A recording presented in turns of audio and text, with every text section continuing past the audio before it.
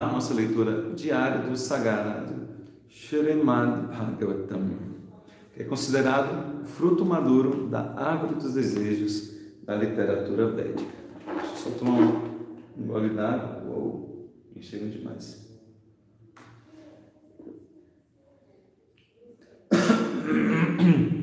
Perdão. Estamos lendo o terceiro canto, capítulo 3, que é intitulado Os Passatempos do Senhor Fora de Vrindavana. E o verso de hoje é o verso número 18. Então, antes de ler aqui o verso, vamos entoar um mantra para reverenciar a pessoa suprema, que é esse Deus que está em tudo, que é Krishna, filho de Vasudeva. Então, repitam de suas casas, por favor. Om Namo Bhagavate Vasudevaya. Om Namo Bhagavate Vasudevaya. Om Namo Bhagavate Vasudevaya.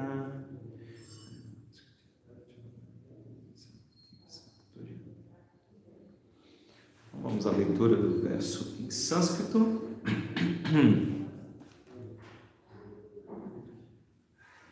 Ayajaya Dharma Sutam Ashvamedha Istribhir Vibhu Sopikshman Anujairaksham Reme Krishnam Manuvrata. Tradução. O Senhor Supremo induziu o filho de Dharma a executar 3 sacrifícios de cavalo, e Maharaja Yudhishthira, obedecendo constantemente a Krishna, personalidade de Deus, protegeu e desfrutou da terra, auxiliado por seus irmãos mais novos. Vamos ler o significado dado pelo nosso querido mestre Srila Prabhupada, Jaya Srila Prabhupada. Maharaja Yudhishthira foi o representante monárquico ideal na terra, porque ele era um constante seguidor do Supremo Senhor Shri Krishna. Como se declara nos Vedas, no Ishopanishad, o Senhor é o proprietário de toda a criação cósmica manifestada, que oferece às almas condicionadas uma oportunidade de reviverem sua relação eterna com o Senhor e voltarem assim ao Supremo, voltarem ao lar. Todo o sistema do mundo material é disposto com este programa e plano. Quem quer que viole o plano é punido pela lei da natureza, a qual atua pela orientação do Senhor Supremo.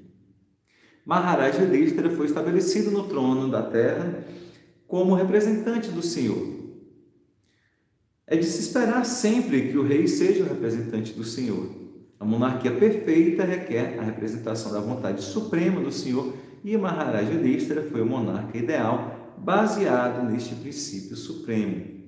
Tanto o rei quanto os súditos eram felizes no cumprimento dos deveres mundanos e assim a proteção dos cidadãos e o gozo da vida natural, com toda a cooperação da natureza material, acompanhavam o reinado de Maharaja Yudhishthira e seus descendentes dignos, tais como Maharaj Parikshit.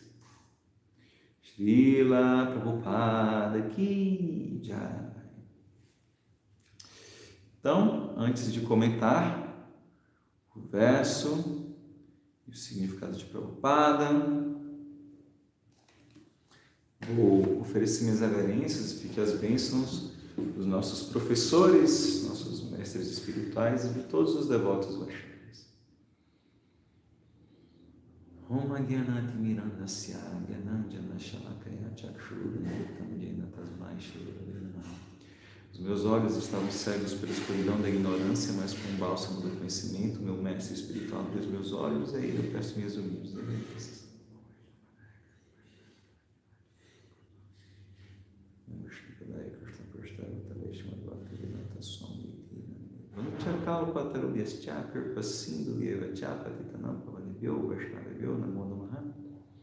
Ofereço repetidas vezes minhas reverências a todos os Vaishnavas que são como árvores dos desejos, são oceanos de misericórdia e os salvadores das almas caídas.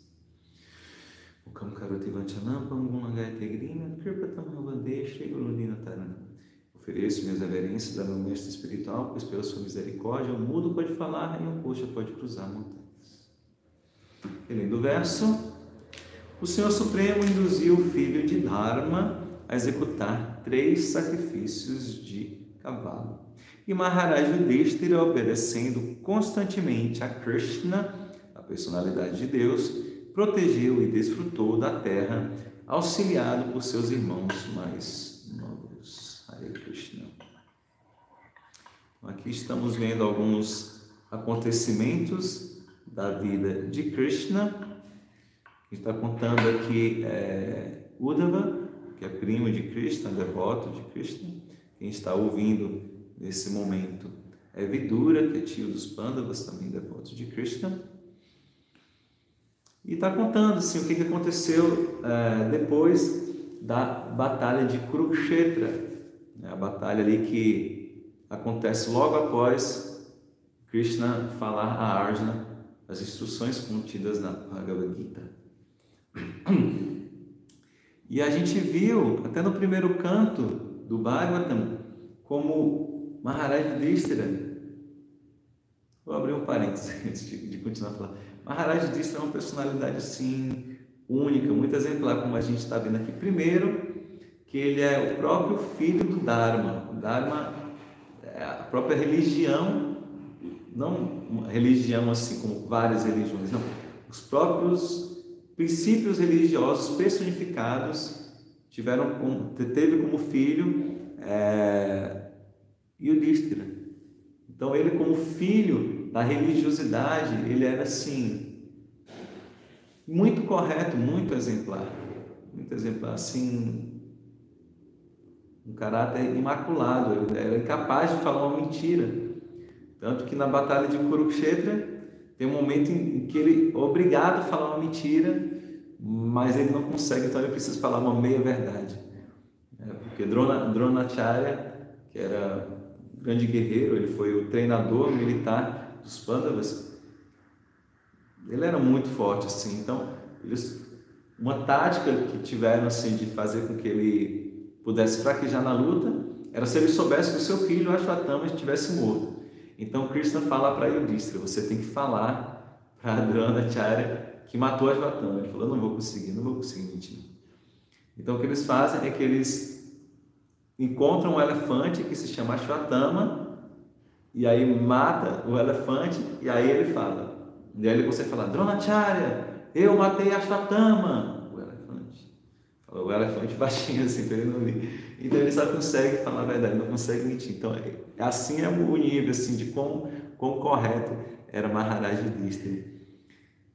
E olha que lindo, assim, a gente sabe que a batalha de Kurukshetra aconteceu porque os primos dos Pandavas, os Kauravas, os filhos de Dhritarashtra, encabeçados por Duryodhana, eles queriam assim usurpar o reino dos Pandavas, por inveja. E Dhritarashtra, pai dos Kauravas, ele fazia vista grossa, ele era cego, né? Então ele tinha uma cegueira não somente material, mas uma cegueira espiritual, assim. Ele não percebia que os filhos estavam fazendo algo errado, ou percebia, mas era conivente com aquilo. E após a batalha de Kurukshetra, quando todos os filhos de Dhritarashtra já estavam mortos, mesmo assim Maharaj Yudhishthira aceitou Dhritarashtra ali no palácio dos Pandavas, mesmo sabendo que ele tinha sido conivente com todas as atrocidades, assim, tentativas de matar, né, e insultar a Draupadi, humilhar, assim, abusar na frente de todos, assim, muitas coisas terríveis, né, que eles fizeram. E Maharaj Yudhishthira aceitou Dhritarashtra ali no palácio dos Pandavas. Inclusive quando ele não vê mais Dhritarashtra, porque Vidura volta da peregrinação e fala para Dhritarashtra: como é que você está aqui, vivendo na casa daqueles que você tentou matar, numa idade dessa, cego, os dentes caindo, você está todo doente, você está prestes a deixar o corpo, você tem que procurar focar na autorrealização agora, na transcendência, na espiritualidade. E aí Dhritarashtra, nesse momento, ele sai realmente para se preparar para o momento final. E quando Yudhishthira não encontra seu tio, ele fica assim: cadê meu tio? Meu Deus, cadê minha tia? Ele não encontra, fala: será que eles ficaram bravos comigo, ficaram tristes comigo porque eu matei os filhos dele, que sobrinho terrível sou eu, meu tio tão amoroso, cuidou de mim e de meus irmãos quando éramos crianças, como se fossem seus próprios filhos. E ele só viu o lado bom do tio dele, né? Ele não pensava assim, que aquele meu tio que meus primos tentaram matar a gente várias vezes, ele não fez nada. Não, ele era super bonzinho, né? Então ele ficou assim muito, muito pesaroso, né? Por ter tido que, assim, matar várias pessoas. É uma batalha assim, a gente sabe, né? Não tem muito jeito, né?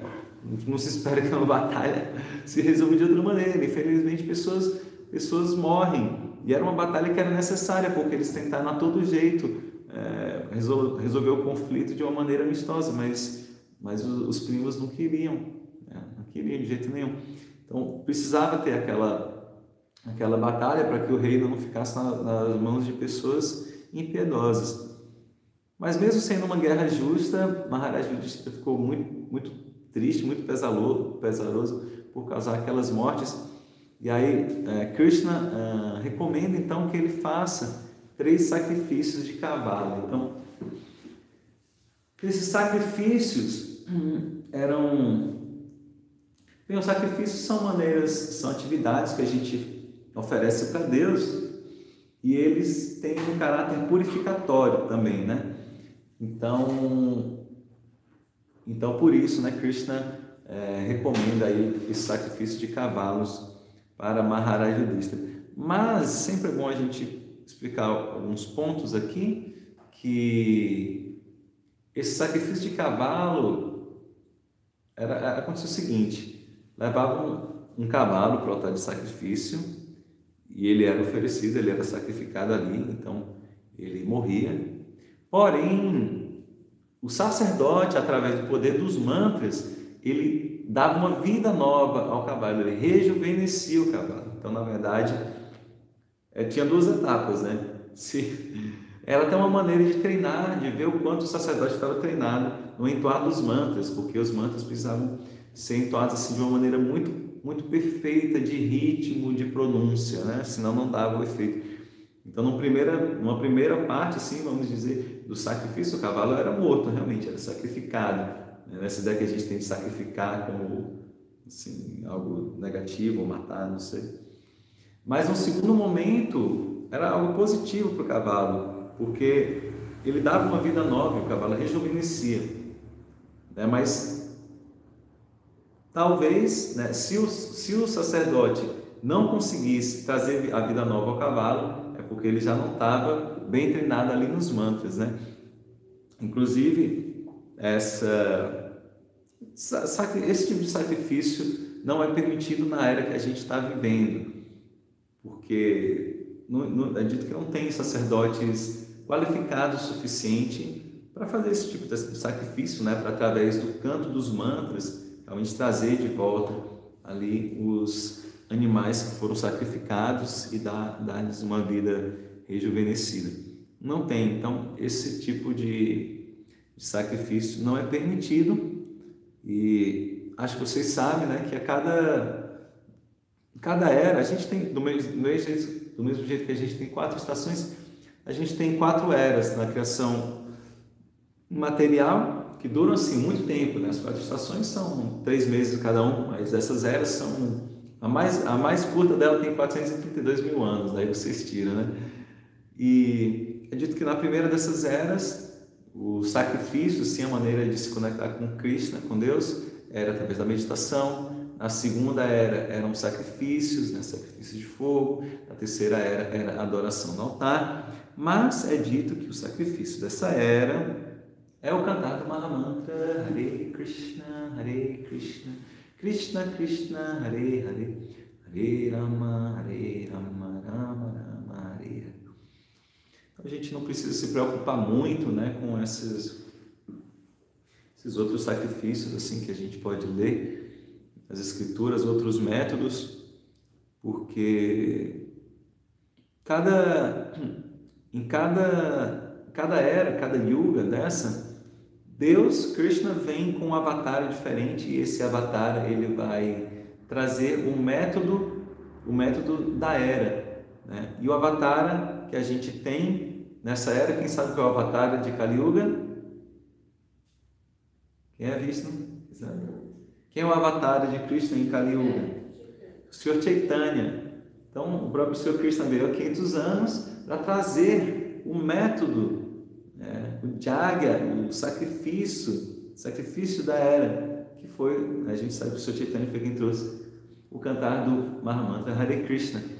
Inclusive, no final do Srimad Bhagavatam, eu não vou lembrar agora se está no canto 11 ou no canto 12, eu acho que no 12, mas tem um verso famoso em que prevê essa vinda do Senhor Chaitanya, que fala Krishna Varnam Tvisha Akrishna. Fala que esse avatar de Krishna em Kali Yuga, ele vai estar sempre falando os nomes de Krishna, mas a sua tez, diferente da tez de Krishna, que era uma tez enegrecida, azulada, enegrecida, não vai ser enegrecida, vai ser uma tez dourada. Aí fala Sangopangasa Parshanam. Fala que as suas armas, como Krishna vem, Deus vem para acabar com aquelas pessoas que estão causando a irreligião. Então ele tinha armas, ele usou de armas quando ele veio como Krishna há 5.000 anos atrás. Mas diz que o Senhor Chaitanya não vai ter armas assim para matar as pessoas, né? Diz que as armas são os seus companheiros, os seus amigos que estão junto com ele na missão de levar o movimento de Sankirtana, que é o que vai falar na terceira linha aqui. Yajnai Sankirtana Prayai. Fala que o sacrifício que ele traz é o sacrifício de Sankirtana, do cantar congregacional dos santos nomes, e Yajnanti Sumedha Saha. E aqueles que forem Sumedha, que forem inteligentes nessa era de Kali, Yajnanti vão adorar esse avatar de Krishna, que vem cantando os nomes de Krishna, porém com uma tez diferente de Krishna, uma tez dourada, junto com seus companheiros cantar os santos nomes, que é o Senhor Chaitanya. Outro verso também que eu lembrei a respeito, já que o verso aqui fala de sacrifício, né? Então outro verso que fala que o sacrifício da era é o cantar dos santos nomes, também um verso muito famoso dos Vedas, que fala Harenama, Harenama, Harenama, Eva, Kevalo, Kalo, Nasteva, Gatira, Gata. Que fala que o cantar dos santos nomes, o cantar dos santos nomes, o cantar dos santos nomes é a única maneira para você fazer algum avanço espiritual nessa era de Kali. Não há outra maneira, não há outra maneira, não há outra maneira. Então ele repete 3 vezes, né? E é dito que repete 3 vezes justamente porque estamos na 4ª era, e o método da 4ª era é o cantar dos santos nomes. Então não há outra maneira, não é a meditação, que era da 1ª era, não há outra maneira, não é os sacrifícios da 2ª era, não é a outra maneira, não é a adoração da 3ª era. Então isso é um detalhe que é bom a gente saber. Então só uma pausa para um aviso aqui do altar. Hoje, como sempre, estão banhados, estão oleados, estão calpinados, e o Senhor Chaitanya já passou Tilaka também. Só falta o Senhor Nityananda. Hoje deu para adiantar um pouquinho mais. Então esse é um ponto, né, sobre o sacrifício. E outro ponto aqui, que é o ponto que para o Padre Siddha tem mais um significado. Só um instante aqui para eu beber um pouquinho d'água. O copo d'água estava muito cheio, quase que eu tomo um banho aqui. Não pode encher demais o copo. Outro ponto é que Deus, Krishna, é o proprietário de tudo, Ele é o controlador de tudo. Então, Ele tem as suas leis cósmicas, né? As leis da natureza. É interessante isso, né? Como é que tem pessoas que podem não acreditar em Deus, serem ateus, se a gente sabe, a gente fala assim, as leis da natureza, né? Existem leis da natureza, mas assim, onde que alguém já viu alguma lei que não tem um criador? Qual é a lei que tem assim, auto-manifesta? Não existe, né? Toda lei tem assim, foi tal pessoa escreveu essa lei, foi aprovada, sei lá o quê, mas tem sempre alguém que escreve a lei. Se a natureza segue algumas leis, quem que impôs essas leis, né? É muito interessante. Então, obviamente, Cristo está por trás de tudo. Então, tem as leis da natureza. Mas aqui na sociedade, a gente precisa também de uma ajuda para que essas leis sejam cumpridas, né? E tudo ande, assim, nos conformes, né? E esse seria o papel, teoricamente, do administrador, né? Do kshatriya, da pessoa que está ali naquele posto, seja um rei, seja um líder de Estado, etc. Então, idealmente, esse administrador, esse rei, ele deveria estar ali realmente representando Deus, representando Krishna, né? Pautando a sua administração de acordo com a vida espiritual, com o desejo de Deus, com o que é melhor para cada um, conforme o desejo de Deus, né? Então, nós tínhamos na época védica os Rajarshis, que são os reis santos, né? Os reis que tinham esse conhecimento espiritual. E de todo jeito, o que era recomendado, o que existia na época pela sociedade védica, o Varnashram Dharma, era que os reis, ou os administradores, os chefes de Estado, eles eram aconselhados pelos brahmanas. Os brahmanas eram sacerdotes, eram aqueles que tinham o conhecimento espiritual. Então é isso, a gente viu, por exemplo, até o próprio Dhritarashtra, o rei cego, ele era aconselhado pelo seu irmão Vidura, né, que por qualificação era era Brahmana, era mais que um Brahmana, era um Vaishnava, era um devoto de Krishna.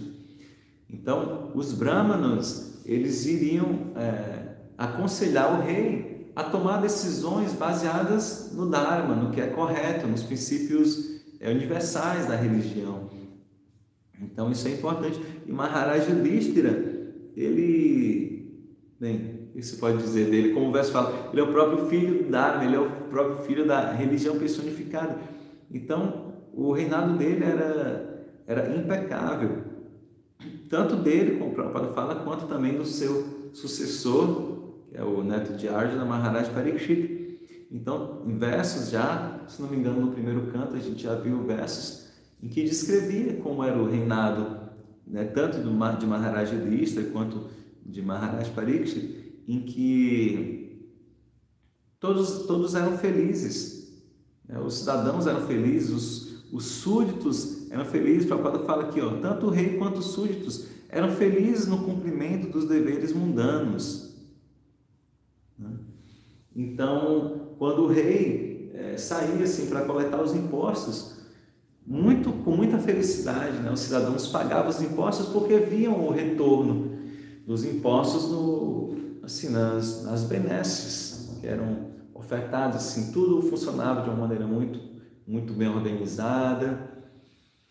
E esses reis, eles não governavam apenas para os seres humanos, é o que a gente vê, mas todos os animais ficam felizes. A gente não pode dizer que na administração atual todos os reinados, todos os animais são felizes, porque os seres humanos, mal você pode dizer que os seres humanos são protegidos, né? Que se diga dos animais, né? Quantas vacas morrem assim diariamente, assim, são abatidas, bois, vacas, né? Só para o desfrute da língua de algumas pessoas.